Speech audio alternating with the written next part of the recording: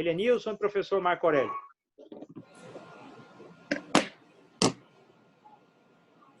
Olá, Marco Aurélio, olá, Marcelo. Uma alegria estarmos aqui hoje reunidos. Queria agradecer ao Marcelo aí pela promoção dessa série de encontros que nós vamos fazer com grandes nomes do direito tributário, ter comprado a ideia de a gente ouvir, trazer, registrar o pensamento das pessoas que fizeram o direito tributário brasileiro nos últimos 50 anos. E fico muito feliz de estar nesse projeto, Marcelo, junto com a PET. E agradecer o Marco Aurélio Greco por ter aceito nosso convite, inaugurar essa série. Esse é o primeiro grande nome do direito tributário que a gente está recebendo aqui nessa série. O Marco Aurélio Greco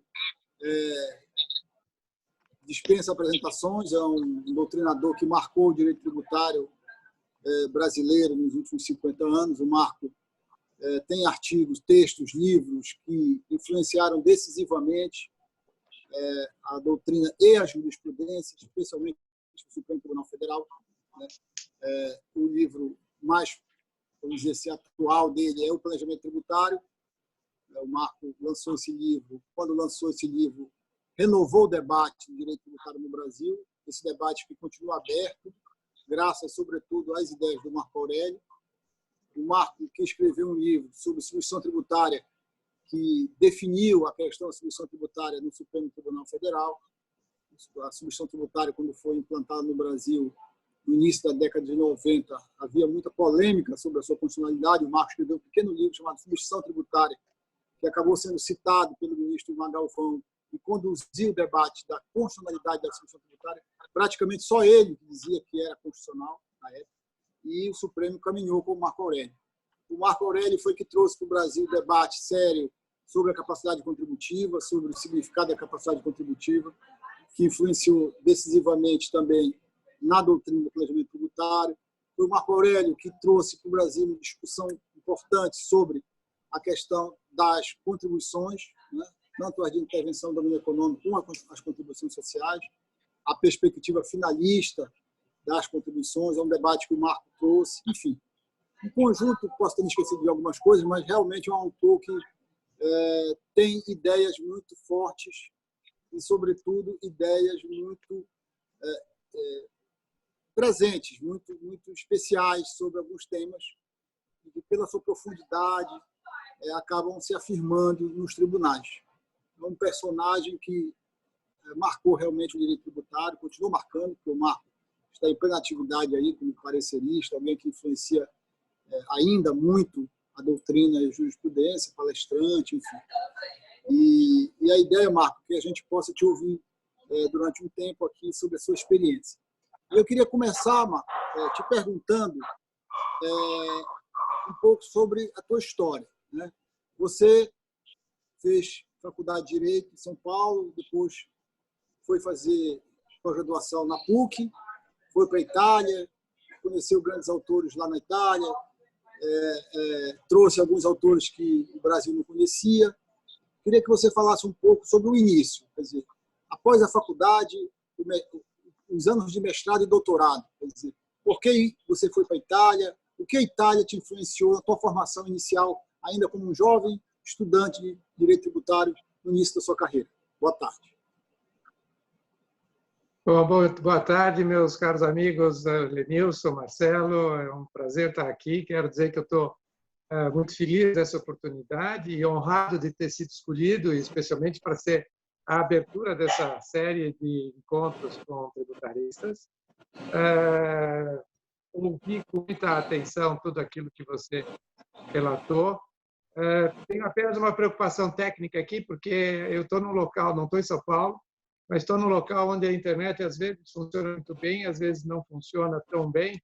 Então, me dê um feedback quando você achar que as coisas podem não estar sendo ouvidas adequadamente. Tá? Bom, falar um pouco da minha experiência. Eu acho que tem que começar um pouco antes. Eu acho que para entender certas coisas que eu digo, ou que certos pontos de vista que eu defendo, eu acho que Isso tem que começar um pouco antes do próprio pós-graduação. Tá? Eu vejo a formação de um profissional na área tributária como um conjunto de elementos.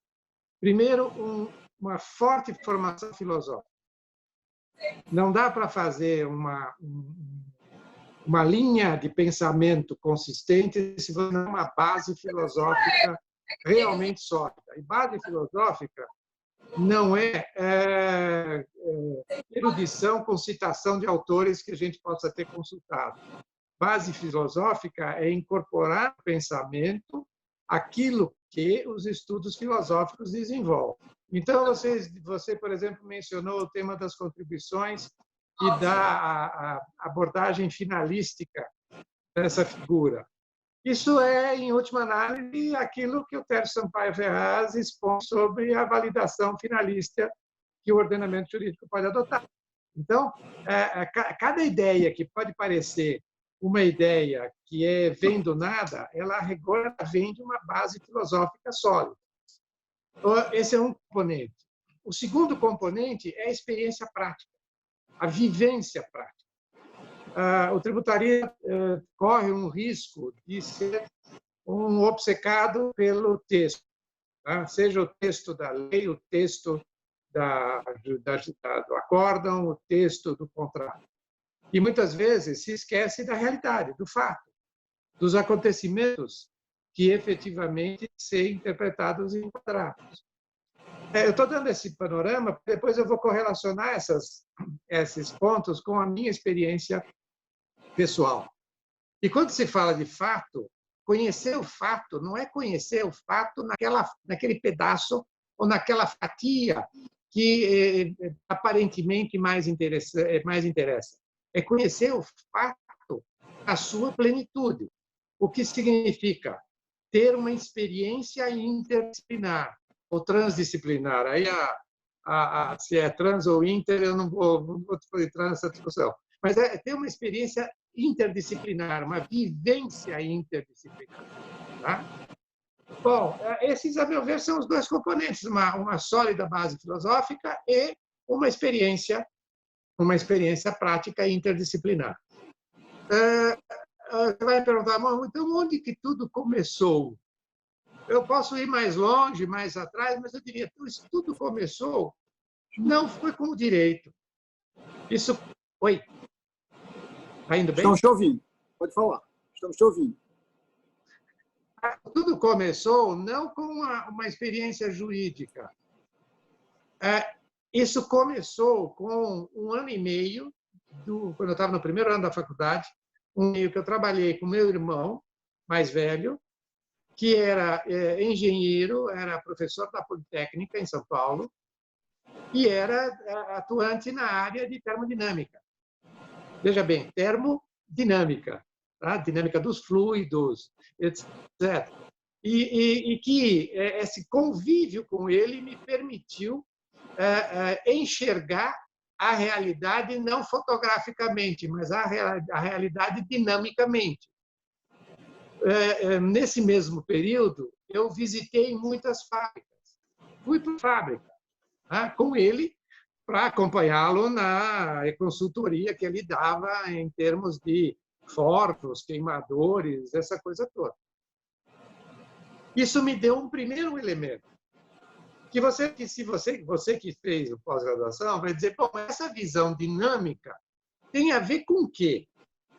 Isso se costura no pós-graduação com a visão do Tércio, que é a pragmática, que também é uma visão dinâmica.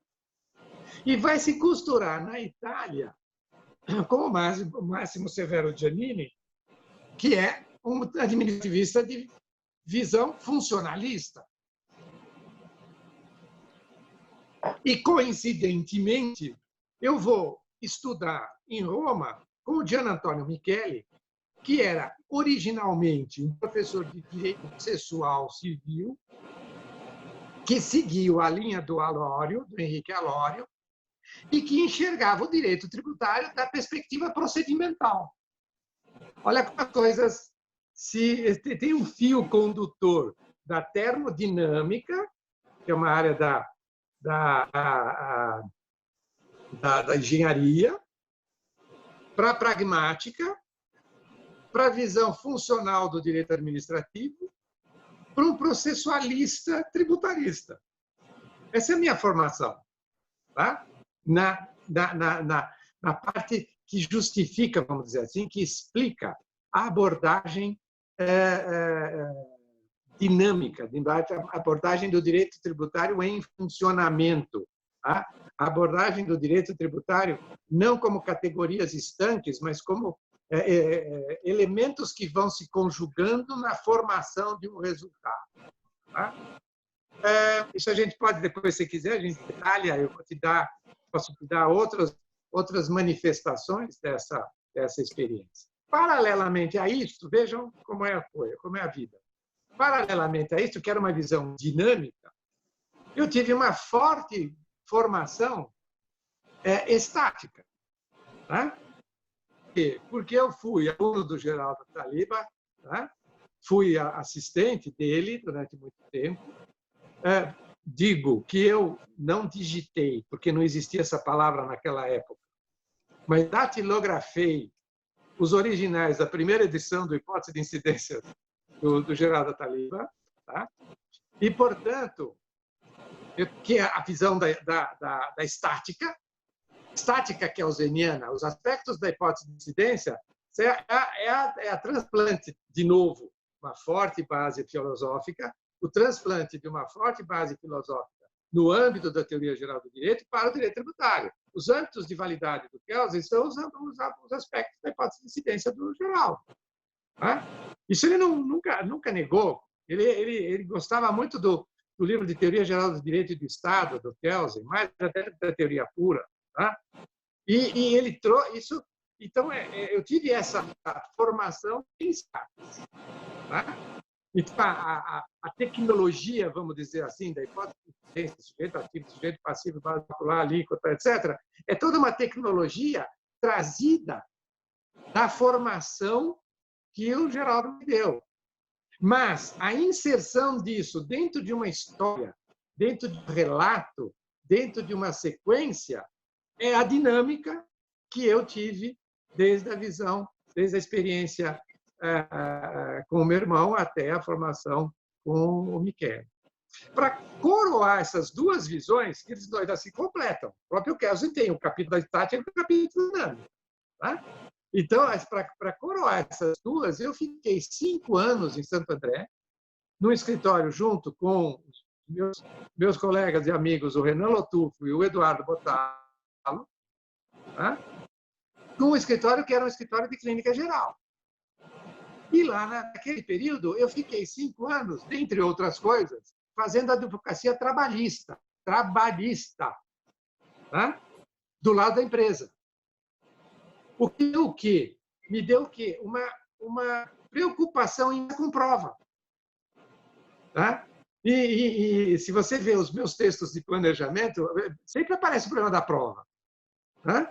Eu sempre digo, olha, tudo isso vai muito bem, mas tem que provar o dolo, tem que provar o correto para o gerador, tem que provar a participação do agente, ou seja, a prova. Só veio das aulas de direito tributário? Não.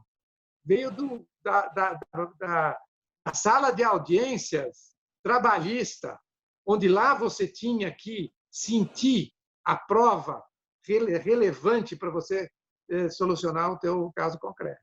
Tá?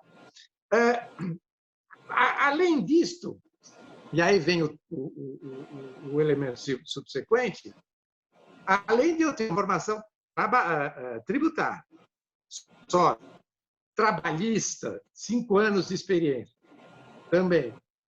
Eu tive, de 1900, agora, sei lá, final da década de 70, eu tive mais 4 ou 5 anos de experiência junto à Secretaria de Negócios Metropolitanos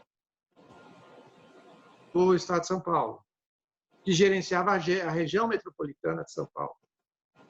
E, naquele período, foram produzidas as legislações básicas da região metropolitana. A Lei de Proteção aos Mananciais, a Lei de Zonamento Industrial, a lei, não na negócios metropolitanos, mas na mesma época, a lei de poluição ambiental, tá? que deu origem à CETESB. Tá? E nesse convívio, o que eu tive? De novo, uma experiência interdisciplinar, agora pública, tá? De gestão urbana, de definição de políticas públicas, tá? Para uma região metropolitana como de São Paulo. Tá? Então, se você disser, qual é o resumo dessa história? O resumo dessa história é que a minha formação é multifacetada. Você vai falar, mas e o que você evoluiu em termos de filosofia? Você continuou estudando filosofia? Sim. Filosofia, a base filosófica não é algo que você adquire e existe, eu tenho o conhecimento da realidade para a vida eterna. Não tem. A base filosófica ela tem que ser permanentemente alimentada com novos desafios, com novas questões, com novas revisões de pensamento, assim por diante. Tá? E aí, o que acontece? Acontece que aquela formação, que era uma formação tributária, eminentemente técnica, teve que conviver com a realidade que, a meu ver, é onde as questões vão efetivamente se colocar. Por isso é que aparece, e você foi colega de estudos num curso monográfico de planejamento tributário lá atrás, que eu não me lembro mais a data, mas foi lá atrás, 86, 85, tá? Aparece uma visão, que é uma visão, você diz, bom, então onde saiu aquilo? Se você falou, bom, eu não gosto de dizer o que eu tive de ideias que foram de alguma forma discutidas, mas realmente eu coloquei no planejamento algumas ideias que me geraram impacto. Mas por que elas geraram impacto? E por que elas apareceram? Elas apareceram porque elas pura e simplesmente são a manifestação dessa formação multifacetada. Né? Quantas vezes eu falo em finalidade, eu falo em objetivo, eu falo em motivação, em procedimento, em história. Teve até um caso concreto, tá? Alguém que já viu a jurisprudência do CAF talvez identifique, tá? Mas um caso concreto onde eu tive que analisar o alegado planejamento tributário, entre aspas, o alegado planejamento tributário, ele se explicava com muita simplicidade se você entendesse a história da família. Então, teve que abordar a história da família, que era aquela que acabou sendo autuada, e mostrar, olha, esta família viveu isto, e ao viver isto, explica-se o que foi feito, explica-se de uma forma bem simples. Ora, como é que, se você parar um pouquinho e pensar, aqui tem prova, tem fato, tem lei, tem visão dinâmica, tem história, tem um pouco de cada coisa. Eu diria, se eu tenho alguma diferença no meu modo de pensar, é que não é um modo que se restringe à tecnicalidade do texto da lei. Você vai dizer, bom, mas isso é uma grande novidade. Não é, Lenil. Se você estudou na USP, você fez pós-graduação na USP, isso não é muito diferente do Miguel Reale. O que é a teoria dimensional do Miguel Reale? Fato, valor e norma. Atenção. Fato em primeiro lugar, realidade em primeiro lugar, dados concretos devidamente provados em primeiro lugar, pois atenção axiológica que estes fatos sejam valor, ponderação, se é capacidade contributiva, se é liberdade, se é igualdade, se é dignidade humana e assim por diante. E como resultado final, o produto que é a norma é compor essa tensão axiológica diante do fato. Eu não estou dizendo muito mais do que isso. De novo, é uma base filosófica que está por trás.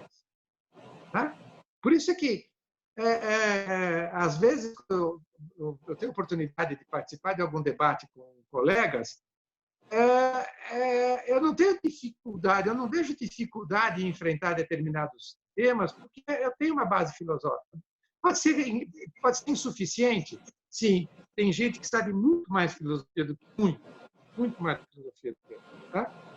Mas aquele pouco que eu aprendi de filosofia, tá? Porque filosofia não é dar respostas, filosofia é fazer perguntas. Já dizia um autor que o melhor filósofo é uma criança que de peito aberto faz perguntas. Por que eu estou aqui? O que você está fazendo? Tá? Essas são as grandes questões da vida. Então, a base filosófica é o divisor de águas, aliada à experiência prática e aliada a um conhecimento interdisciplinar. Tá? Você pode parecer para alguns colegas estranho, mas espera aí, isso parece meio... Não é. É simplesmente você procurar fazer bem feito aquilo que você tiver que fazer. Eu fiz uma faculdade, tive sorte, veja como são as coisas, tive sorte de fazer PUC, depois posso contar histórias sobre a PUC, tá? E tive sorte de fazer a PUC e ter a oportunidade de conviver com linhas diferentes e com professores diferentes. Eu tive Agostinho Alvim como meu professor de Direito Civil. De novo, coincidências, tá? O que fez Agostinho Alvim? Agostinho Alvim foi o redator do capítulo de obrigações do novo Código Civil, novo, hoje não tão novo, mas, enfim, o novo Código Civil. Eu fui o melhor aluno de Direito Penal, ganhei prêmio na PUC, o melhor aluno de Direito Penal. Tá? E fui aluno e depois assistente do Celso Antônio Bandeira de Mello em Direito Administrativo. Helenilson, eu te pergunto, qual é a dificuldade que eu tenho para o direito tributário? Se eu tenho obrigações, metodologia do direito penal e direito administrativo na mão. Mas eu procurei ser um bom aluno em cada uma destas matérias. Procurei aprender o máximo possível em cada uma dessas matérias. Quando chegou no 4º ano da faculdade, eu já tinha tido obrigações, já tinha tido direito penal, já tinha tido direito administrativo. O que o direito tributário ia trazer de novo? Ia trazer a questão lógica, capacidade contributiva, isonomia, confisco, ia trazer a questão lógica. Mas a questão de metodologia de pensamento já estava pronta. Tá? Então, o que eu te diria, para começar, aquele que vai estudar, e uma vez eu falei, já faz um certo tempo, eu fui convidado para dar uma aula inaugural num curso de especialização de Direito Tributário, numa faculdade, não era de São Paulo, numa universidade, aliás. E depois que eu fiz a minha exposição, a aula inaugural, aquela cerimônia, os colegas super atenciosos, assim por diante, ele me fez a seguinte pergunta. Virou para mim e disse: professor, o que o senhor recomendaria que os nossos alunos de direito tributário que querem aqui se especializar em direito tributário, tá, eles deveriam ler? Eu respondi algo que depois eu fiquei pensando se era a melhor resposta ou não, mas foi a mais sincera. Falei: leiam qualquer coisa, menos direito tributário. Por quê? Porque você precisa enriquecer a tua formação de outras ideias, de outras visões, de outras abordagens, para depois chegar no direito tributário, para depois chegar na tecnicalidade. Se você começar pela tecnicalidade, você nunca irá muito além dela. Tá? Você precisa, o profissional hoje em dia, e hoje, a realidade de hoje, especialmente 18 de maio de 2020, está pedindo de todos os profissionais desafio de criatividade. E você só cria se você tiver dentro da tua cabeça o maior volume de ideias para identificar as coisas que podem ser instauradas. Não é repetindo as mesmas ideias que você vai para frente. E vamos dizer, o direito tributário, nesses últimos 50 anos, a meu ver, parou no tempo. Porque se você falar o que era a visão da teoria do fato gerador, Rui Barbosa Nogueira, Amílcar Araújo Falcão, a teoria da hipótese de incidência, Geraldo Taliba, a teoria da regra matriz, professor Paulo Barros Carvalho, qual é a grande diferença? Por outro lado, você tinha Rubens Gomes de Souza, Aliomar Balieiro, Gilberto Ilhoacanto, o Ricardo Lobo Torres, e vamos dali outra lista de professores que tinham uma outra visão, mas que não tiveram o mesmo espaço, não ganharam o mesmo espaço. Tá? Então, eu acho que nós repetimos muito as mesmas ideias devidamente elaboradas, devidamente buriladas, mas fundamentalmente as mesmas ideias. Por isso que quando eu da parte venho e digo, olha, a contribuição não se justifica pelo fato gerador, mas pela finalidade, alguém fala, opa, o que é isso? Isso não existe. Claro que existe. É que não estamos acostumados a discutir esse assunto. Mas existir, existe. Tá? Se você pega o Código Civil de 2002, então lá, os motivos determinantes podem ser causa de interpretação do negócio jurídico. Tá? Então, a visão está lá. É que no direito tributário nós ficamos fechados, nós ficamos encorados no texto da lei. Esquecemos até da realidade dos fatos. Qual era o fato que o tributarista chamado a examinar? Classificação de produto para fins de IPI? Era o máximo do fato que ele tinha que examinar. E ainda assim ele chamava o engenheiro, mandava fazer um laudo e repetia o que estava no laudo. Não é essa a realidade do tributário. A realidade do tributário é conhecer a empresa. E aí vem aquilo que para alguns causa uma certa espécie. Eu gosto de visitar a empresa. Para dar um parecer sobre crédito de PIS e COFINS, eu fui visitar uma mina, uma jazida, lá dentro. Tá? Lá dentro. Eu fui visitar um porto e entrei no navio, lá dentro, para ver como é que era o carregamento. Eu visitei duas fábricas que processam diferentes produtos, as mesmas matérias-primas, para depois chegar à conclusão do que eu entendia que era dedutível para fins de PIS e COFINS. Quando eu fui dar um outro parecer, que envolvia celulose, eu fui visitar a floresta. Subi dentro da máquina que corta as árvores. Entrei dentro do porto onde estava lá o carregamento. Fui acompanhar o ciclo de produção da celulose para depois chegar à conclusão, olha, isso dá crédito, aquilo não dá crédito. Então, não é que as coisas nascem do nada. Elas nascem de uma experiência prática, real, dentro de um determinado ambiente onde o tributo vai existir. Então, dizer, de onde saiu a ideia de que o crédito de PIS e COFINS não é nem o crédito financeiro do imposto de renda e nem o crédito físico do IPI? Saiu da fábrica. Saiu, não foi apenas da interpretação do texto da lei, onde fala lá em produção, ação de produzir, fabricação, ação de fabricar. Tá? Veio da fábrica, veio da vivência, veio do porto, veio da mina, veio do navio, tá? Veio da montadora, enfim, da siderúrgica, de outras que eu visitei. Então, entenda, o tributarista não pode mais ser o tributarista de gabinete. A realidade pede do tributarista uma visão muito mais próxima do que está efetivamente acontecendo na empresa. E que foi que o STJ decidiu. Uma coisa muito simples. Ele disse, eu, STJ, não vou decidir nada. Isso é matéria de prova lá embaixo.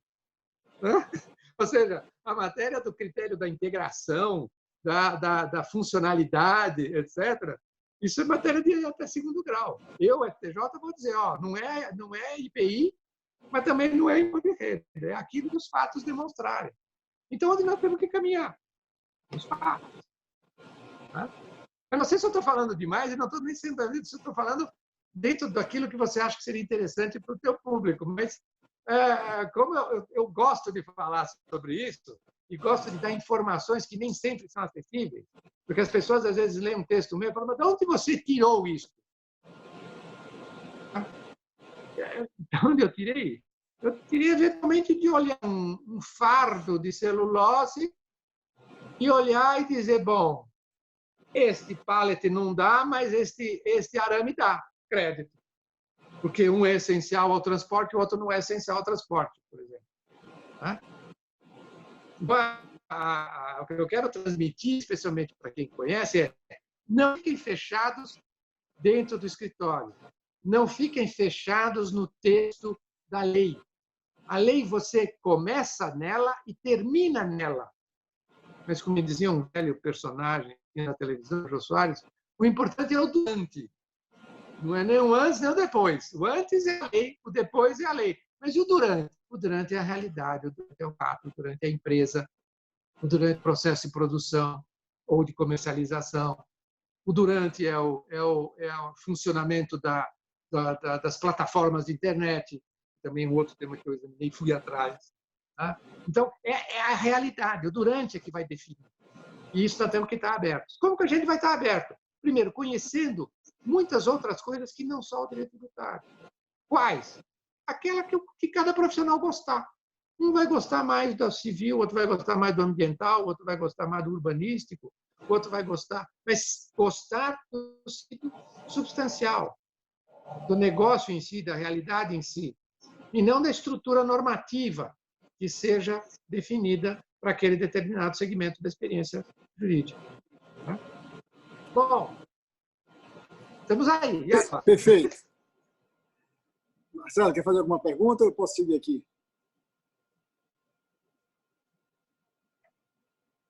Você está sem áudio.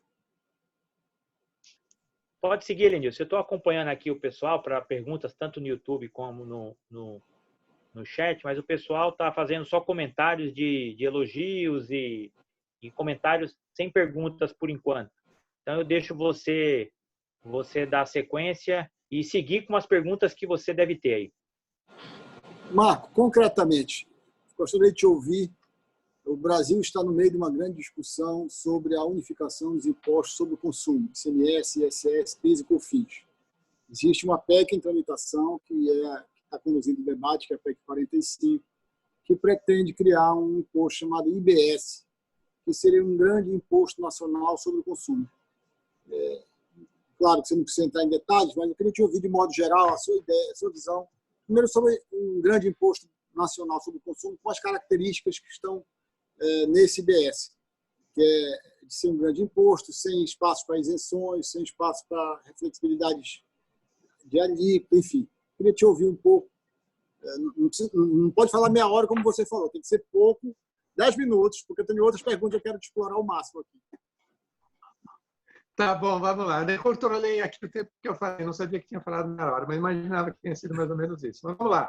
O IBS, primeiro ponto. O sistema brasileiro, do jeito que está, é um sistema adequado à realidade? Não. Precisa ser aperfeiçoado, melhorado, alterado? Sim. Até aí eu acho que ninguém tem dúvida. Tá? A questão é, você está me colocando a proposta do IBS das duas PECs. A PEC está na Câmara, a PEC está no Senado. O que eu vejo aqui, de uma forma bem telegráfica? As duas propostas querem tributar o consumo. Aí, como diria o conselheiro Acácio, se é tributação do consumo, quem é o personagem principal? O personagem principal é o consumidor. Ok? Não é a empresa. Porque se o personagem principal de uma tributação sobre a empresa é quando nós estamos falando de tributação sobre lucro, de tributação sobre renda, de ganhos de capital e assim por diante. Aí o personagem principal é a empresa. Nós estamos falando de tributação sobre consumo, o personagem principal é o consumidor. Então, o tributo precisa ser compatível com o consumidor brasileiro. Porque nós não estamos falando nem de Europa, nem de Japão, nem de Austrália, nem de Nova Zelândia. Nós estamos falando de Brasil. Ora, qual é o problema? O consumidor brasileiro é um consumidor altamente diversificado. Ele tem altas diferenças de perfil de consumo. Você pode dizer melhor do que eu. A população do teu estado de origem certamente tem um perfil de consumo diferente da população do estado de São Paulo. Eu vou encontrar em estados em que o consumo de farinha de mandioca é mais importante do que o consumo de Netflix. Ok? Então, eu tenho problemas de diversificação do perfil de consumo, eu tenho problemas de diversidade de nível de renda que vai ser alocada ao consumo, porque quanto menor o nível de renda, mais ela é gasta no consumo básico, alimentação, transporte, saúde, educação, etc. E quanto mais ela sobe, há uma sobra que vai para outros tipos de consumo. E nós temos uma pirâmide no Brasil absurda nesse ponto. Terceiro, nós temos grandes diferenças regionais, tá? Em que não existe um Brasil, existem vários Brasis. Tá? O Brasil, eu lembro muito bem, e gosto de dar esse exemplo, porque é de uma pessoa que eu admirava muito, já é falecida, era a professora Esther Figueiredo Ferraz. A professora Esther Figueiredo Ferraz, num determinado debate lá na Fiesp, do qual eu participei, ela estava se discutindo Zona Franca de Manaus. Incentivos à Zona Franca, eu sou defensor dos incentivos à Zona Franca, por uma questão de defesa do território nacional, ocupação e defesa do território nacional, tá? E ela ouvia, só ouvia. Quando estava se encerrando o debate, ela pediu a palavra. E ela, se eu não me engano, ela se dedicava mais a direito penal. Ela foi ministra da Educação. E ela falou, eu quero dar um depoimento. É o depoimento de quando eu fui ministra da Educação. Logo depois que eu fui, eu fiz questão de rodar pela região norte. Visitei o Amazonas, visitei o Pará, fui ao interior do Amazonas de Canoa, fui ao interior do Pará. Mas o YouTube está caindo, né? Oi?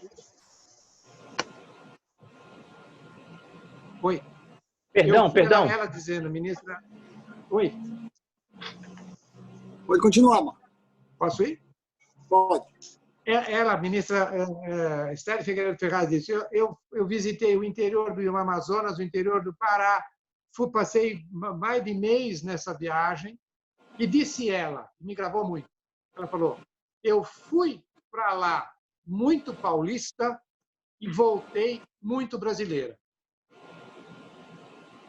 Ou seja, vamos entender que o debate não é um debate tecnológico, o debate formal de lousa apenas aqui de São Paulo. O debate tem que envolver as diferenças regionais. Isso é um país que tem as suas diferenças regionais. E não dá para pensar numa tributação, num consumo que não leve em conta as diferenças regionais. Para terminar, você tem uma sociedade com setores produtivos de alta diferença também, altamente diferenciados. A tributação no âmbito da informática é completamente, a atividade econômica no âmbito da informática é completamente diferente da atividade econômica na agroindústria, ou na produção de automóveis e assim por diante. Então, a pergunta é, como você tem que pensar num imposto sobre o consumo sem levar em conta as diversidades regionais, setoriais, de perfil de consumo, de nível de renda. Esse tributo tem que ser um tributo com graduações diversificadas. Portanto, na minha opinião, é incompatível com uma uniformidade de tributação. A uniformidade de tributação é o ideal dos mundos. Agora, hoje, eu recebi um e-mail de um colega de Portugal com uma nova proposta de alíquotas diferenciadas de incentivo no IVA. Eu não pensar numa alíquota única, meu Deus, desculpe, isso é irreal. Não é que está errado. Não vou discutir certo ou errado. Certo ou errado, o economista é que tem que se pronunciar. Eu vou falar como cidadão. Isso é irreal. É incompatível com a realidade brasileira. Bom. Se quiser falar mais, eu falo mais. Não, tá bom. Deixa eu te perguntar um pouco agora sobre imposto de renda, né? Esse movimento que a OCDE inaugurou no final da década de 90, eu me lembro do primeiro texto de 98, Harmful Tax Competition, que eu tive acesso através das suas aulas lá no Centro de Extensão. Aquele primeiro textinho, lembra? Onde a OCDE começava a combater os paraísos fiscais. Pois é, esse movimento que começou lá na década de 90, século passado, e que agora veio redundar nesse movimento chamado BEPS, da OCDE, iniciado em 2013, com relatório de 2015, enfim, que está em plena atividade e que pretende rediscutir o sistema de tributação da renda transnacional ou da renda mundial. É evidente que o BEPS é muito amplo, é muito um conjunto de 15 medidas em todas as áreas, mas eu queria te ouvir objetivamente sobre a relação do Brasil nesse debate, a participação do Brasil no debate do BEPS e da OCDE. Né? Na tua avaliação, como uma pessoa que tem uma profunda experiência na área tributária e de sistemas tributários também, a entrada do Brasil na OCDE vai exigir compromissos do Brasil com certos princípios que a OCDE está estruturando lá, como eu disse, há um pouco mais de 20 anos. Isso é positivo para o Brasil? É positivo para o Brasil entrar na OCDE e subscrever esses princípios que a OCDE está definindo para a tributação da renda? Olha, Levinson, vou mudar um pouquinho o teu tema, porque avaliar se é vantajoso, interessante o Brasil entrar na OCDE ou não, eu não tenho condições de fazer essa avaliação, porque a OCDE não é só tributo. O OCDE transita numa série de outras áreas, trabalhista, relações, enfim, tem uma série de outras, educação, tem uma série de outras áreas em que a OCDE também transita e que uma avaliação teria que ser uma avaliação global. Em termos tributários, porque eu não tenho como me pronunciar se é, porque às vezes pode ser vantajoso entrar numa entidade como a OCDE por razões ligadas a outras áreas e que, em razão dessas outras áreas, se justifique ceder em alguns pontos que o Brasil tem como uma das suas definições tributárias. Tá? O que eu quero dizer é que o Brasil, em matéria tributária e de tributação internacional e tributação de bens digitais, na minha avaliação, encontrou soluções muito mais eficazes e fáceis e boas, tanto para o fisco quanto para o contribuinte, do que alguns países que estão na OCDE. Exemplo, preço de transferência.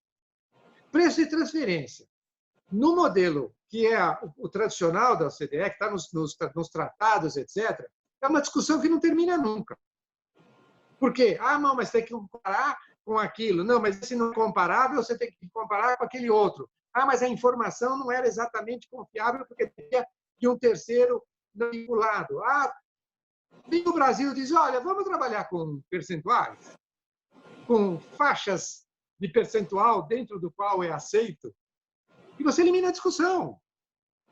E essa solução, eu, pessoalmente, acho muito melhor do que procurar eternamente qual é o preço parâmetro de uma comparação que você não tem informações absolutas sobre todo o mercado. E, eventualmente, não tem nem identidade de produto. Porque se você vai para um produto químico, um ingrediente ativo, é completamente diferente você dizer, mas ele tem 95% de pureza. O outro diz, mas o meu tem 98% de pureza. Isso é completamente diferente. Até na eficácia farmacêutica pode ter diferença de 95 para 98 de pureza. Então, o debate de preço de transferência, a solução brasileira, a meu ver, é muito melhor. Outro ponto, a tributação de bens digitais.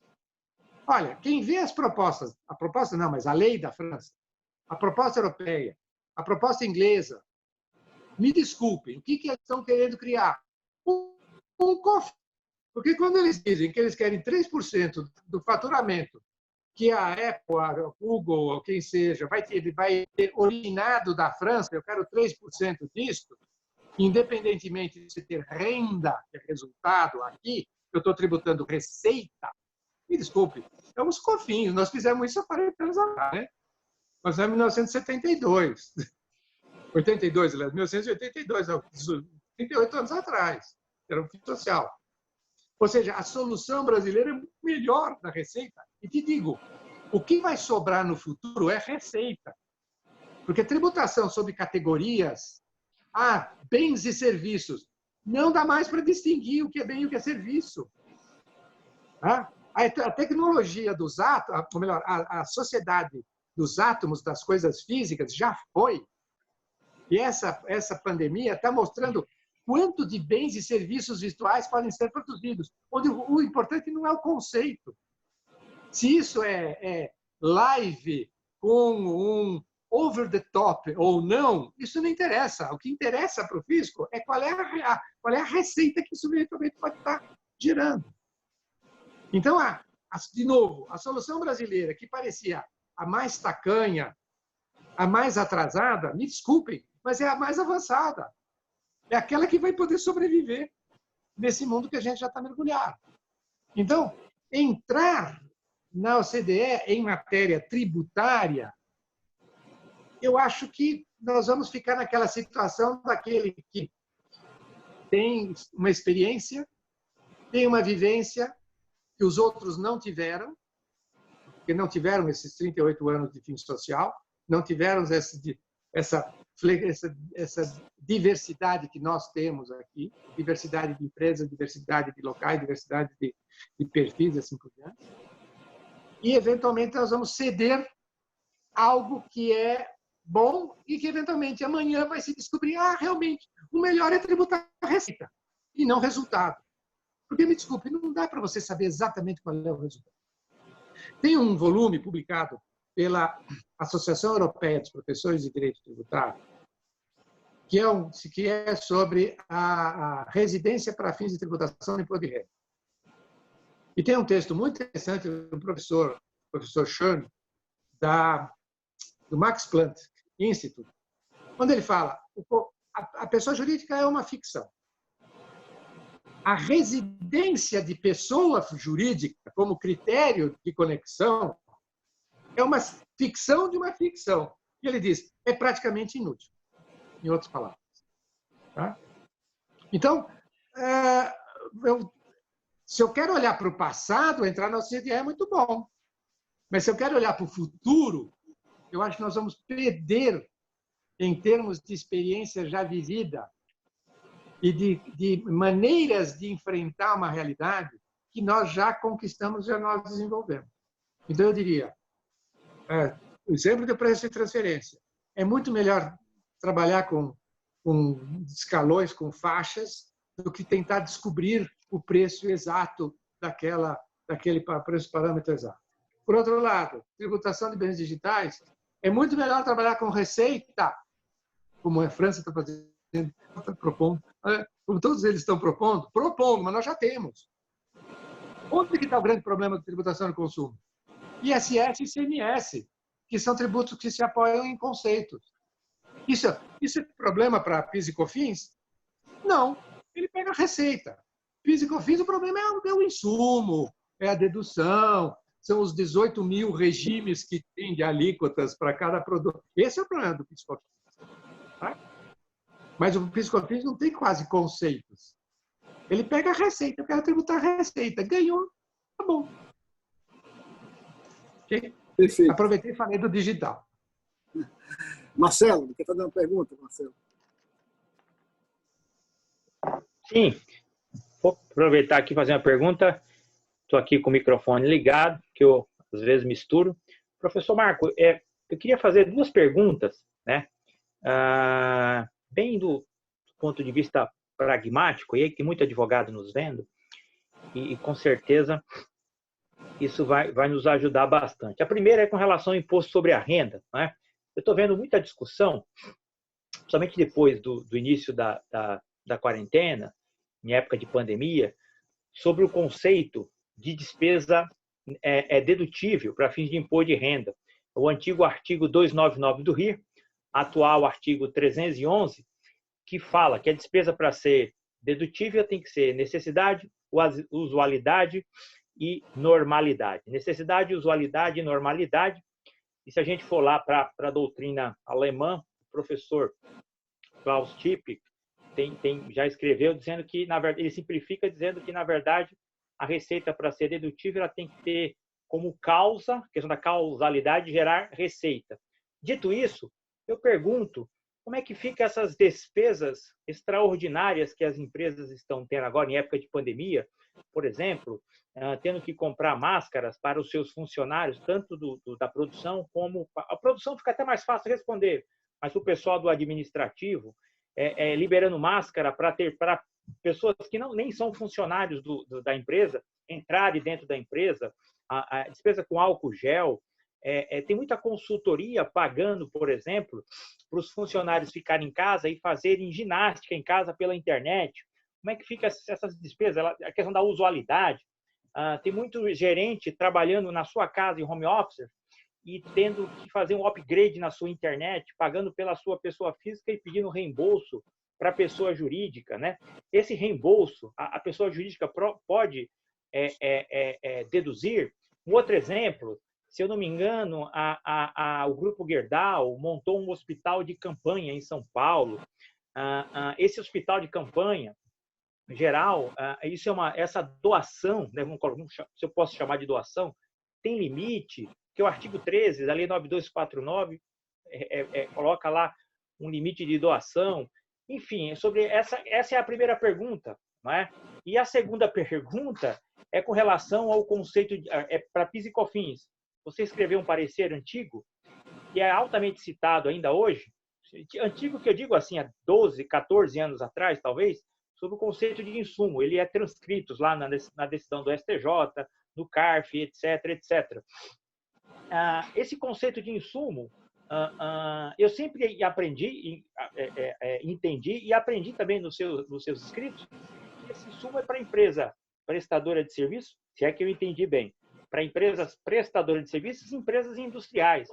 Empresa comercial não teria insumo, né? Porque a própria lei, o legislador usa a expressão insumo utilizado no processo produtivo e na prestação de serviço. A empresa comercial não utiliza insumo no processo comercial, ele compra o produto pronto e revende o produto pronto, né? Ele tem ali uma intermediação. Então, se o professor puder separar essas minhas duas perguntas e puder nos responder, ficaria feliz. Bom, vamos lá, Marcelo. Boas perguntas e bem atuais dentro do contexto onde a gente está vivendo hoje. Bom, primeiro, imposto de renda. Despesas necessárias, usuais e normais. Eu tenho duas interpretações aqui desse artigo. Claro, esses requisitos têm que ser aferidos na geração de uma receita, típica que você menciona. Ok. Mas só que antes de gerar receita, eu tenho que ver essa normalidade a partir da ótica da própria existência da empresa. Essa empresa precisa existir. E há despesas sem as quais ela não vai existir ou sobreviver. Tá? Ainda que ela não gere receita. Então, você vai dizer, bom, mas aí então não seria bem classificável como despesa operacional, seria despesa não... A parte de como você vai classificar, você até tem informação melhor do que minha, do que eu, nessa área de contabilidade. Mas o conceito, para mim, é este. O que tem, de alguma forma, que ser deduzido da apuração de imposto de renda é tudo aquilo que for necessário, usual, para que ela primeiro exista, sobreviva. E depois que ela gere receita. Eu não posso ter uma apuração de imposto de renda que diz, não, você primeiro morre e depois nós vamos ver o que você vai ganhar. Porque eu já morri. Se eu morrer, eu não vou ganhar nada. Tá? Agora, qual é a amplitude disto, de máscara a hospital de campanha? Aí, de novo, agora não sei o que é na realidade. Qual é aquela realidade daquela empresa? Até que ponto aquilo era uma exigência, por exemplo, das autoridades públicas? O mercadinho que for abrir vai ter que fornecer álcool gel e máscara para os clientes, não para os funcionários, para os clientes. Se essa é uma exigência do poder público, isso de alguma forma tem que ser dedutível para fim de poder. Em que categoria ele vai se deduzir? Isso para mim é uma segunda conversa e você talvez responda em melhores condições de responder do que eu. Mas que tem que deduzir, sim, tem que deduzir. Agora, o hospital de campanha, até aí eu já começo, bom, mas eu estou fazendo uma dedução, uma doação, até que ponto sim, até que ponto não. Aí vai aparecer um outro tema que foi pouco discutido nos últimos anos, mas que tem aquele livrinho de 2005 que eu coordenei junto com o Marciano Godoy, que é o tema da solidariedade versus a tributação. Até que ponto eu vou pegar a necessidade da solidariedade social e ver o reflexo que ela possa trazer para fins da interpretação e aplicação da lei tributária. Eventualmente, se a prova me ajudar, se pode fazer essa ponte e dizer este hospital de campanha está inserido dentro de uma variável axiológica que justifica a dedução. Mas isso eu não tenho como te responder em abstrato. Tá? Posso te responder em abstrato dizendo o seguinte: o que for exigência do poder público, não tenho dúvida. O que for necessário para a sobrevivência da própria empresa, a normalidade é normal dentro do contexto. Não é o normal dentro de uma situação ideal que nós não estamos vivendo hoje. Tá? Quanto a PIS e COFINS, bom, aqui qual é o problema? O problema é que o setor comercial é um órfão. Um órfão porque o processo de elaboração das leis de PIS e COFINS foi feito no âmbito federal. E qual é a tributação federal? Onde existe know-how? É a tributação de IPI, que tem regra expressa, é a tributação financeira, onde também tem regras expressas. A experiência da tributação de serviços, e a experiência do setor comercial não tinha nada. Não tinha grande experiência no âmbito federal, é no âmbito estadual. As fazendas estaduais é que convivem com o comércio há 50 anos. Tá? Só que na elaboração legislativa, a proposta saiu da Receita Federal com o know-how que eles tinham. Então, o know-how que foi agregado nas leis de PIS e COFINS é o know-how federal. E o comércio ficou órfão. Por que não se agregou isto? Isso é do processo legislativo. Aí eu não sei dizer. Por que isso não foi corrigido no segundo momento? Tá? E por que aí até hoje nós temos um PIS e COFINS não cumulativo? Em que eu acho que em alguns setores era preferível o cumulativo e cada um pagaria suas contas sem ficar dependendo de ninguém. Por que não? Tá? Então, o comércio é órfão. Infelizmente, isso é uma constatação. E eu, pessoalmente, não consigo ampliar o conceito de insumo, tal como ele está desenhado na lei, para dar uma cobertura maior para o setor comercial. Mas isso é injusto. Teria que ajustar a lei. Eu não posso produzir uma norma onde a lei não a contempla. Infelizmente, Marcelo. Essa resposta que eu costumo dar para os alunos nos cursos que nós ministramos na PET sobre PIS e COFINS. Mas isso é injusto? É injusto, mas está na lei. Obrigado, professor. Elenilson, te devolvo a palavra. Não está na lei, né? No caso da lei.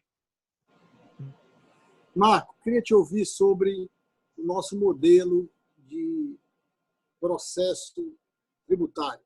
Esse modelo duplo que inicia com o processo administrativo tributário e depois termina com o processo judicial tributário da cobrança das exigências. Primeiro, eu queria saber se você concorda com esse modelo duplo que funcionava na década de 70, quando foi pensado, e que hoje claramente não funciona. E quais são os caminhos que você vê para a gente resolver ou dar um novo rumo a esse problema da litigiosidade no âmbito do direito tributário? Chegamos aí na casa de bilhões, né?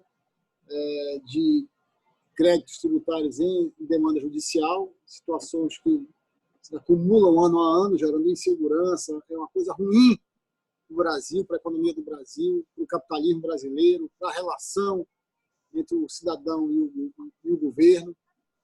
Agora mesmo tivemos uma alteração da legislação em relação ao voto de qualidade, né, que saiu de um lado e foi para o outro lado, dado esse grau de conflituosidade exacerbado que existe. Enfim, queria te ouvir sobre o nosso modelo de processo administrativo, esse modelo tributário, esse modelo de você ir até o CAF, até o Plano Federal, e depois poder renovar todos os debates no Judiciário, enfim, considerando a figura do voto de qualidade que agora virou de lado, virou do contribuinte. Queria te ouvir sobre o nosso modelo. Bom, falar sobre o modelo. Primeira coisa, eu quero começar aqui, falando da parte tributária. Nós estamos pedindo demais dos nossos juízes.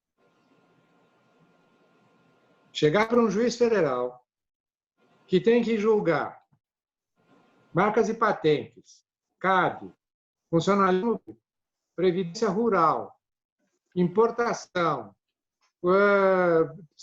Anatel, ANAC, ANEEL, que tem que julgar sobre tudo isso, dizer, olha, você tem que ser especialista em planejamento tributário também, com todas as 700 páginas que tem no livro da Coreia. É pedir demais. Né? Então, nós estamos pedindo demais dos juízes. Segundo, o processo judicial é um processo que foi concebido para o direito civil. Ele é um processo que não foi concebido para o direito público brasileiro.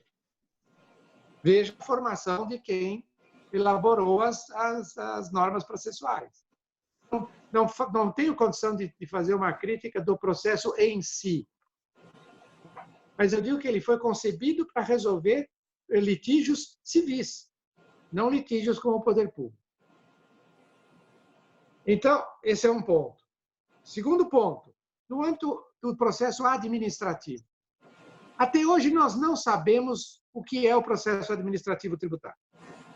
Porque nós não sabemos se é um processo de revisão de uma constituição já feita do crédito tributário, porque se for de revisão, ele tem uma lógica, ou ele é um processo que está em formação da constituição do crédito tributário.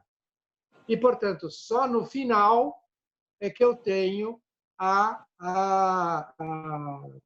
solução do crédito tal qual ele vier a ser constituído. Nós não sabemos. Não sabemos. Por quê?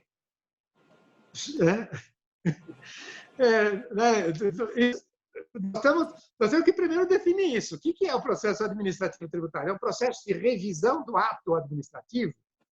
Porque se é um processo de revisão do ato administrativo, data vênia, de revisão, não tem sentido voto de qualidade a favor do contribuinte. Ou inexistência de voto de qualidade, decisão a favor do contribuinte. Tá? Se nós estamos num processo de formação de um juízo de adequação, sim, a lei pode ter uma solução final para um lado ou para o outro.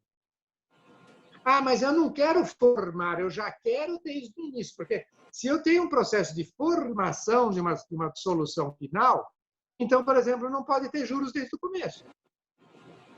Né? Porque nada foi constituído. Então, veja que a gente começa a ter um conflito lógico aqui entre essas duas visões. Né? Porque, na prática, eu tenho uma superposição de tempos com pessoas que convivem mais com o tributário no administrativo e com pessoas que convivem menos com o tributário no judicial.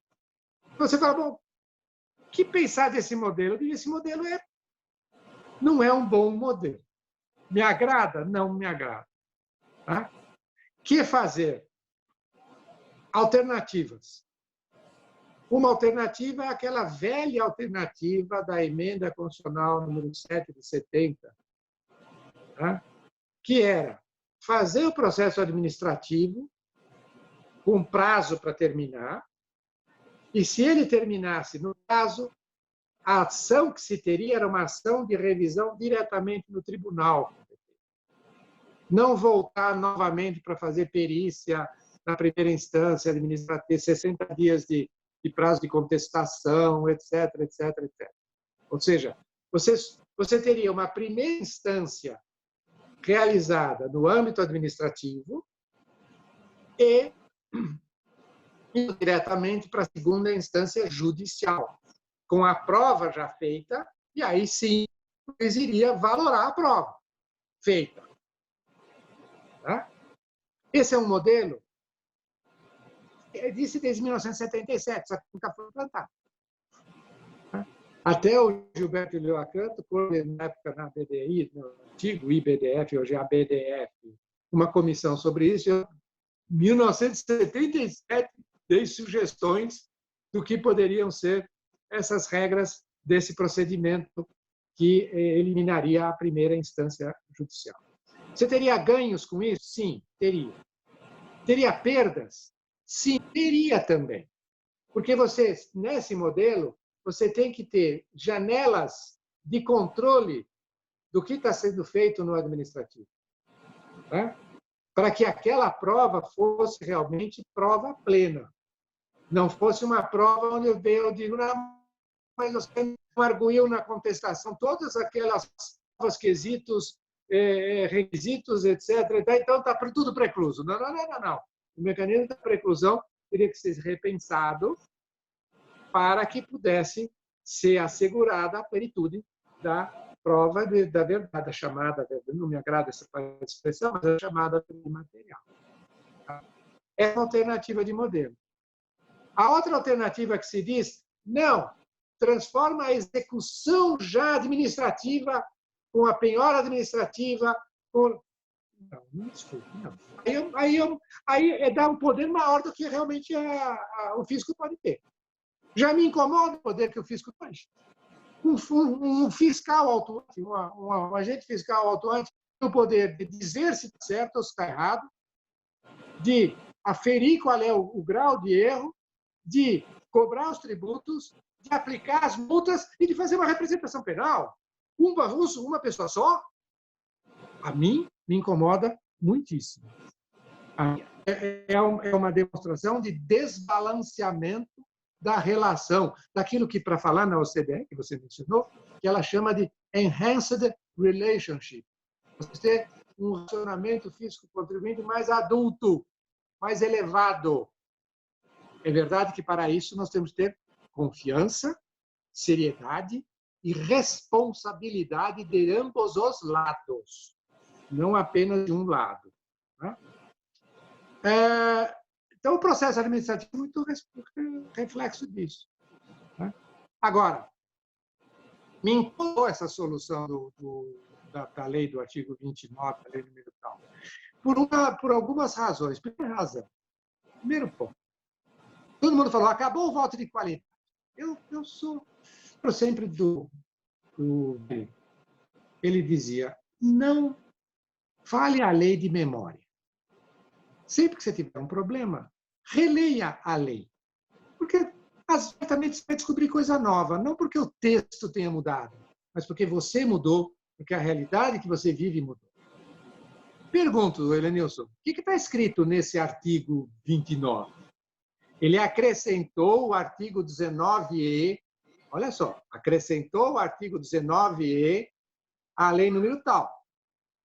Do que tratava o artigo 19, 19A, 19B, 19C, 19D? Tratava das hipóteses em que matéria tributária já tinha decisão do Supremo que admitisse o encerramento do processo administrativo. Tratava de dispensa de recurso, tema que eu sei que você viveu muito intensamente. Tratava desse tema. A unidade temática do 19 e do 19A, do 19B, do 19C, do 19D é matéria tributária em que tem que encerrar o processo administrativo porque já está julgado pelo Supremo, já tem formulação de jurisprudência, já tem súmula vinculante, já tem repetitivo e assim por diante. Introduzem um 19E e dizem no processo tributário, quando der empate, a decisão é a favor do contribuinte. Pergunto, tem unidade temática ou não? Porque esse 19E se remete ao 70235. Não alterou o 70235. E o voto de qualidade está lá como regra para todos os processos no artigo 25 do 70235. Então, a minha interpretação, eu não vi ninguém dizer, disse isso em alguns foros que deram um certo frisson, mas a minha interpretação dessa introdução é que se aplica exclusivamente às hipóteses do 19. Mesmo porque esse 19 diz não se aplicará o voto de qualidade, artigo 25 do 70235. Ora, não se aplicar significa, para este caso, não se aplica. Mas não que eu revoguei, não que eu extingui para todos os casos. Porque se eu quisesse extinguir para todos os casos, eu teria mexido no 70235. Alguém vai me dizer, mas isso é um problema de técnica legislativa. Me desculpe. Espera aí, se quer extinguir, extinga. E aí nós vamos discutir a extinção. Mas se você quer extinguir, você pega um gancho num outro tema e diz que lá não se aplica o do 70235, data máxima vênia, não é a melhor técnica legislativa, e a interpretação que eu pessoalmente dou é voto a favor do contribuinte é apenas naqueles processos administrativos que foram instaurados pelo federal envolvendo matéria julgada e que aí sim, se já tem um pronunciamento da PGFN, ou do Supremo, ou do STJ, etc., e ainda assim o fisco está querendo cobrar, no empate é a favor do contribuinte. Porque aí eu já tenho um pronunciamento judicial a favor do contribuinte, mas não para todos os casos. Então eu vou julgar caso de perdimento de bens, na dúvida a favor do contribuinte. A minha interpretação é temática. O 19, assim como o 19A, B, C, D e agora o E, tem uma unidade temática. E, portanto, o desempate a favor do contribuinte aplica-se exclusivamente dentro dessa temática. Você, na tua resposta, você citou um tema muito intrigante, que eu sei que você tem uma reflexão sobre ele e eu queria te ouvir. É a questão das sanções, né? Alguns países, como a Espanha, especialmente, a Bélgica, já caminham, e algumas decisões do Tribunal Europeu de Direitos Humanos caminham para a adoção da chamada via única na responsabilização por sanções por ilícitos tributários dentro da perspectiva da unidade do ilícito. No Brasil, o fato ilícito tributário ele gera a penalidade agravada, né, a multa agravada, que gera a representação criminal, portanto, uma pretensão de punição no âmbito criminal e, muitas vezes, também penalidades no âmbito administrativo junto a CAD, CGU, restrições de licitação, lei de improbidade administrativa, enfim. No Brasil, nós vivemos uma espécie de overpunishment no que tange a questão tributária. A questão do direito penal duro e punitivo invadiu o direito tributário e tomou o direito tributário e levou o fato tributário para lá e ampliou isso. Eu queria te ouvir sobre essa questão, à luz, sobretudo, né, das convenções internacionais de direitos humanos que prevêem que ninguém pode ser penalizado 2 vezes pelo mesmo fato. Enfim. Eu queria que você dividisse conosco essa reflexão. O que você acha desse modelo nosso de dupla, tripla punição para o mesmo ato ilícito? No âmbito tributário, claro. Bom, Elenilson, bom que você tenha feito a pergunta. O tema das sanções é aquele que mais me empolga no momento atual. Porque eu acho que há grandes problemas de desvio do eixo. A começar, eu só queria saber quanto tempo eu tenho. Aí eu vou preparar para meia hora. Por mim, essa é a última pergunta. Acho que mais 10 minutos está bom, né, Marcelo? Não, a ideia era acabar até 18h30, mas sempre atrasa um pouco, 18h35, 38. 15 a gente minutos, quer explorar ao máximo aí o professor, né, Elenilson? Então, entendeu? Eu sem relógio, tá? Eu estou sem, então vocês me cobrem. Vamos Tá, lá, joia. sanções. Vamos começar pelo ponto de partida.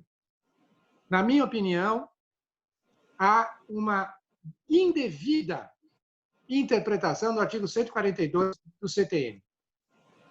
O CTN tem, de uma forma absolutamente literal, 142, dizendo que o lançamento é o procedimento administrativo tendente a verificar a ocorrência do fato gerador, identificar o sujeito passivo, a base de cálculo, a alíquota aplicável, vírgula. Se o caso, propor a aplicação de penalidades. Primeiro problema. Essa é a competência que tem o agente fiscal. O agente fiscal tem uma competência de natureza arrecadatória, de apurar e calcular quanto que o tributo deveria ser pago. Mas tem uma segunda pretensão, essa é a pretensão arrecadatória, tem uma segunda pretensão que não é uma pretensão arrecadatória, é uma pretensão punitiva. Em relação à pretensão punitiva, o agente fiscal tem apenas uma competência para propor a penalidade, nunca para aplicar a penalidade. Então, o agente fiscal, não, na minha opinião, não tem competência. É possível, para o artigo 10, números, se não me engano, do 70235, uma interpretação compatível com o 142, quando lá está dito que no auto de infração deve constar a penalidade aplicável. Olha, aplicável não é a penalidade aplicada. Então, o fiscal tem que indicar, a meu ver, diante desses fatos que eu apurei, a penalidade aplicável é XPTO. Mas não ele já lavrar e constituir o crédito da multa, e mais do que construir o crédito da multa, duplicar o crédito da multa, e ainda fazer a representação penal. Isso é pretensão punitiva. Pretensão punitiva tem que ter um outro rito. Pretensão punitiva, quem pode deflagrar é quem tem aptidão para aferir os valores envolvidos naquela conduta. Então, esse é o primeiro ponto. Estou falando do 142, de novo, não estou falando de novidade nenhuma, basta ler, de novo, basta ler. Se eu tenho uma pretensão arrecadatória, uma pretensão punitiva, e na punitiva eu só posso propor, eu proponho para outra pessoa que não sou eu mesmo. Porque olhar para o espelho e dizer, eu estou propondo para você, Marco, que você aplique a penalidade, não tem sentido. Isso é interessante porque se o fiscal tem apenas a competência para propor a penalidade, apenas a competência para propor, então alguém vai ter que julgar se é o caso ou não é o caso. Ele pode até chegar e dizer não é o caso de aplicar aquela penalidade. E por exemplo, invocar o 100 por equidade. Ou invocar o 112, no caso de dúvida. E dizer, não tem pressuposto para aplicação daquela penalidade. O 142 fala, se o caso. Portanto, se for o caso, proponha. Então, alguém vai dizer se é o caso, e em dizendo se é o caso, qual é a dimensão que tem que ter a penalidade naquele caso. Porque aí é uma garantia individual a da individualização da pena. Artigo 5º, LXY, sei lá, uma daquelas letras romanas. Tá? Esse é o primeiro ponto. Segundo ponto, a questão da duplicação da multa. Eu acho que nós evoluímos muito na visão do direito, no sentido de que nós não temos segmentos estanques. temos predominâncias em função de determinados contextos. Então, eu não vejo mais a separação que nós víamos há 50 anos atrás em direito administrativo penal e direito penal administrativo. E tudo isso está debaixo do que alguns autores chamam de direito sancionador, direito das sanções. Tá? Eu tenho um fato e aquela uma conduta, eu tenho que ver as várias consequências que o ordenamento vai prever. Então, mas isso é uma visão, não é a única visão. Ainda há autores de relevo e de importância que defendem a separação de esferas. Ah, não, a esfera do direito administrativo é diferente da esfera do direito penal. Então, a esfera do direito administrativo gera sanções administrativas, inclusive de multa. E o direito penal tem as sanções penais, inclusive de multa. Mas isso gera uns paradoxos muito estranhos, porque se você pegar a lei penal, o Código Penal, a lei 8.137, e fizer a conta de quais são o máximo de multas que um crime tributário pode ter, você vai chegar num paradoxo. Por quê? O teto, e se eu fiz essa conta há um certo tempo atrás, então eu vou pegar o meu número e pôr aí um percentual que seria uma inflação do período. Porque tem que ter BTN, etc., por dia multa, multiplicado por 5. Multiplique por todos os fatores que estão na lei penal. Vai dar 15 milhões de reais. 15 milhões de reais. A multa da lei 8.137. Qual é o teto de multa do auto de infração? Quantos zeros pode ter? Não tem limite. E aí já tem um paradoxo. Como é que a multa penal é muito mais leve do que a multa administrativa? O direito penal não é exatamente para sancionar as condutas mais graves? Temos um paradoxo. Tá? Segundo paradoxo, o modelo da multa de 150% mudou lá atrás, em 2005. Não é o modelo porque antes era direto 150. Agora não. Agora eu tenho 75%, eu já acho excessivo, mas não vamos conversar sobre isso. E há uma duplicação no caso do 71, 72, 73 da Lei 4.500. Então, eu tenho aqui dois pressupostos fáticos. O pressuposto fático da infração, que me deflagra o 75, e tem um segundo pressuposto fático, que é a conduta dolosa, o 71, 72, 73, que me deflagra a duplicação. Ônus da prova dos dois. Mas aqui também, mas espera um pouquinho. Mas qual é o pressuposto que deflagra a duplicação? É o mesmo pressuposto que deflagra o crime, a sanção penal. E aí não vem o problema. Bom, espera um pouquinho. Então eu posso punir o mesmo fato, duas sanções de caráter penal, né? Os que defendem a independência das instâncias dirão que isso não é problema. Uma é sanção administrativa, a outra é sanção penal. Mas, mais recentemente, aconteceu na Itália, a minha querida Itália, um caso que foi levado a uma corte europeia, chamado o caso Grande Stevens. Grande Stevens era um advogado, pelo relato que está no acordo, era um advogado, foi condenado pela Consob italiana, o equivalente à nossa CVM, por uma infração à legislação de ações, não sei detalhes, não lembro aqui detalhes agora, li o acordo, mas não lembro detalhes, acho que foi alguma coisa como informação privilegiada, alguma coisa desse tipo. Mas não importa.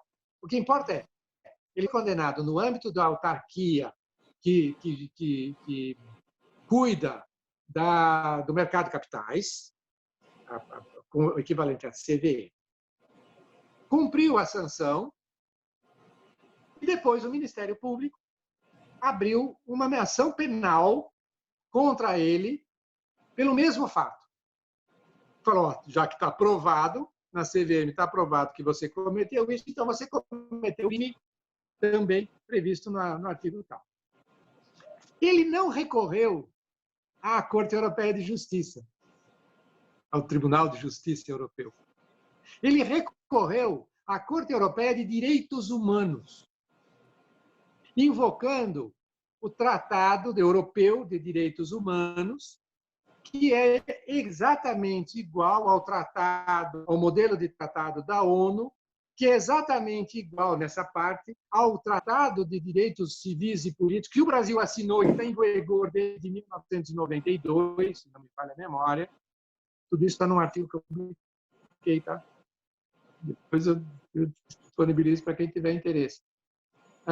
Que está exatamente igual o texto que diz isto, que ninguém pode ser processado, nem condenado, processado ou condenado 2 vezes pela mesma infração penal.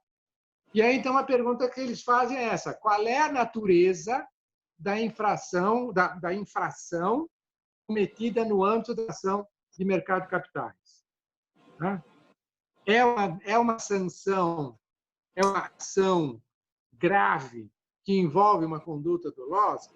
É uma sanção grave que diferencia da mera punição administrativa? E vai, então, fazendo isso e chega à seguinte conclusão: a sanção administrativa aplicada no âmbito da Consob tem uma natureza penal. E se tem uma natureza penal, não cabe extinguir o processo penal contra aquele determinado cidadão. Tá? Outros países, você citou aí, estão estudando a questão da unidade. Por quê? Por causa dessa decisão. Por causa dessa decisão, para alguns autores, é de arrear. Eu conversei com um insigne professor de direito penal estrangeiro, que quando ele falou do tema, falou: mas tem a decisão Grande-Stevens, ele virou para mim assim: não. Opa! Mas tem a decisão Grande-Stevens. Tem a decisão que diz que você tem que avaliar hoje em dia, sim, qual é a natureza da infração e qual é a natureza da sanção imposta. No caso da multa de 150%, a infração tem que ser dolosa. Tendente a reduzir o tributo, sim. Tendente a adulterar ou modificar, ele é essencial, sim. Ora, do 8.137 é o mesmo pressuposto. Tá? Então, eu, pessoalmente, entendo que há um idem na duplicação e na sanção penal. O grande problema que nós temos no Brasil é, muito bem, eu identifiquei o bis in idem. A questão é, diante de um bis in idem, o que prevalece? Qual dos dois que tem que prevalecer? Prevalece a multa duplicada e não tem sanção penal? Não tem processo penal? Ou cai a multa duplicada e tem processo penal? Isso está em aberto. Aliás, o artigo que eu escrevi termina exatamente com essa frase, dizendo: até aqui eu fui. Eu identifiquei o bis in idem. Agora, como solucionar esse bis in idem? Está em aberto, vamos discutir. Tá? Porque tem vantagens e desvantagens. Tem lados positivos e lados negativos dos dois lados. Porque se eu derrubo a multa agravada, eu deixo o processo penal. Eventualmente, manter a multa agravada com um histórico que a gente tem de refis 1, refis 2, refis 3, pós-refis e etc., certamente pode ser mais vantajoso ter a multa agravada e não ter o processo penal. Ou seja, tem vantagens e desvantagens, tem pontos positivos e pontos negativos. É uma questão a debater.